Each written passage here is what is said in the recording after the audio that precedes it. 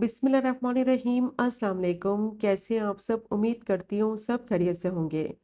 आज मैं आपके साथ शेयर करूंगी बहुत ही टेस्टी चना दाल पुलाव की रेसिपी, जो कि सबका बहुत ही मोस्ट फेवरेट होता है और इसको बनाना भी बहुत ही आसान है। सिंपल और इजी रेसिपी है, खाने में इसका जायका बेहतरीन और लाजवाब है कि बिगनर्स भी जब इसको बनाएंगे ना तो फर्स्ट ट्राई में ही उनका बिल्कुल परफेक्ट ये खिला खिला चने की दाल का पुलाव बनेगा। बिल्कुल भी चावल आपस में चिपकेंगे नहीं। तो बस वीडियो को आपने स्किप नहीं करना, वीडियो को आपने एंड तक देखना है।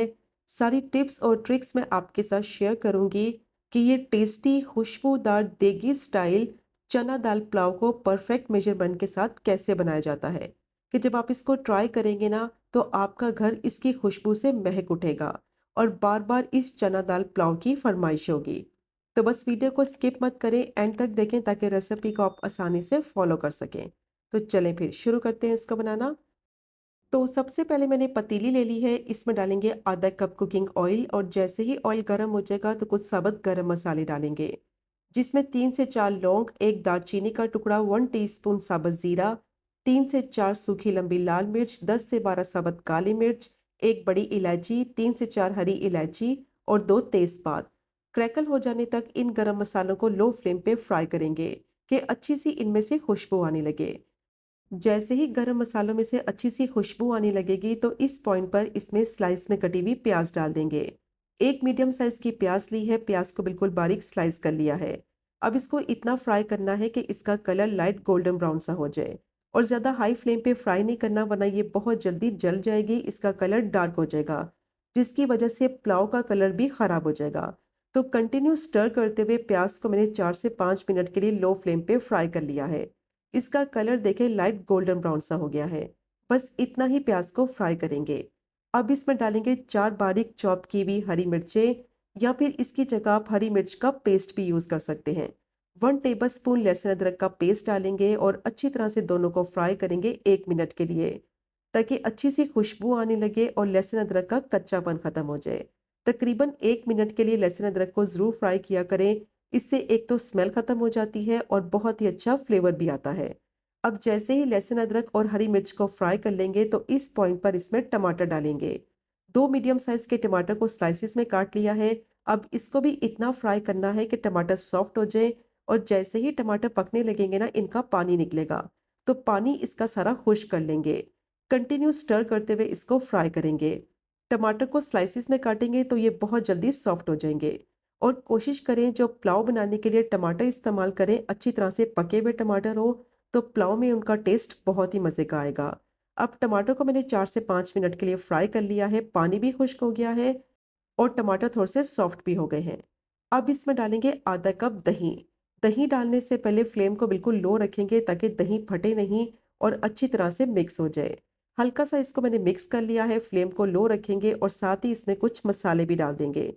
1 टीस्पून सौंफ का पाउडर डालेंगे, हाफ टी स्पून जीरा पाउडर डालेंगे, 1/4 टीस्पून गरम मसाला पाउडर और 1 टीस्पून धनिया पाउडर डालेंगे और अच्छी तरह से मिक्स करते हुए इतना भूनेंगे इसको कि मसालों का कच्चापन खत्म हो जाए और दही का जो पानी है वो सारा खुश्क हो जाए। और फ्लेम को मीडियम टू लो ही रखेंगे ताकि दही फटे नहीं, इसकी फुटकियां ना बने, क्योंकि दही फट जाएगी तो इस मसाले का टेस्ट खराब हो जाएगा। अब कंटिन्यू स्टर करते हुए 5 से 6 मिनट के लिए मसाले को भून लिया है। दही भी अच्छी तरह से मिक्स हो गया है, पानी भी उसका खुश्क हो गया है, ऑयल सारा सेपरेट हो गया है। तो इस पॉइंट पर चने की दाल डालेंगे। 1 कप चने की दाल को 3 घंटे के लिए भिगो कर रख दिया था, तो दाल अच्छी तरह से भीग भी गई है, थोड़ी सी सॉफ्ट भी हो गई है। अब दाल को अच्छी तरह से मसाले में मिक्स करेंगे और 2 से 3 मिनट के लिए हाई फ्लेम पे भून लेंगे ताकि दाल का कच्चापन खत्म हो जाए। कम से कम 3 घंटे के लिए दाल को ज़रूर भिगोएं, तो ये बहुत जल्दी सॉफ्ट और टेंडर हो जाएगी। अगर आपने इसको जल्दी बनाना है तो आप इसको गर्म पानी में 1 से 1.5 घंटे के लिए भिगो सकते हैं। अब दाल को मैंने अच्छी तरह से भून लिया है, इसका कच्चापन भी खत्म हो गया है और दाल मसाले में अच्छी तरह से मिक्स हो गई है। अब दाल को गलाने के लिए इसमें पानी डालेंगे 3/4 कप और साथ ही इसमें 1 टीस्पून नमक डाल देंगे दाल के हिसाब से और अच्छी तरह से इसको मिक्स कर लेंगे। फ्लेम को लो कर देंगे और दाल को पकने के लिए रखेंगे 10 मिनट के लिए लो फ्लेम पे कवर करके, ताकि दाल जो है ना वो 90% तक अच्छी तरह से सॉफ्ट हो जाए। 10% चावल के साथ पकेगी, अच्छी तरह से सॉफ्ट और टेंडर हो जाएगी। अब अच्छी तरह से मैंने इसको मिक्स कर लिया है, इसको पकने देंगे थोड़ी देर के लिए। जैसे ही इसमें बॉयल आने लगेगा तो इसको कवर कर देंगे और फ्लेम को बिल्कुल लो रखेंगे। लो फ्लेम पे 10 मिनट के लिए इसको पकने देंगे।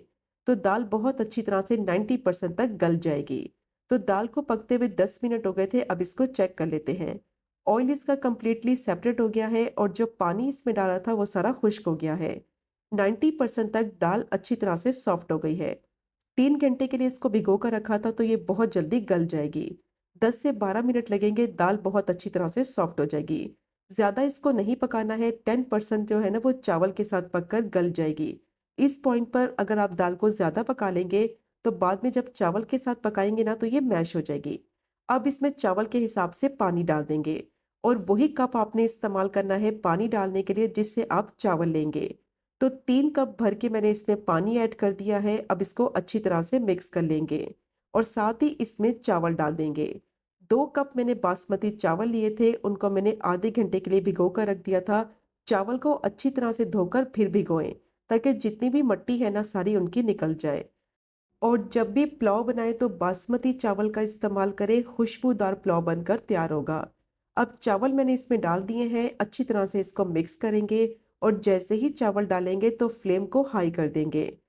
2 कप बासमती चावल थे तो उसके हिसाब से 3 कप भर के मैंने इसमें पानी ऐड कर दिया है। तो परफेक्ट रेशो के साथ जब आप पानी डालेंगे ना पुलाव में तो बिल्कुल भी चावल टूटेंगे नहीं, खिले खिले बनेंगे। अब इसमें चावल के हिसाब से नमक डाल देंगे 1.5 टीस्पून और अच्छी तरह से मिक्स कर लेंगे। या फिर नमक आप अपने टेस्ट के हिसाब से भी ऐड कर सकते हैं। तो टोटल मैंने इसमें 2.5 टीस्पून नमक डाला है।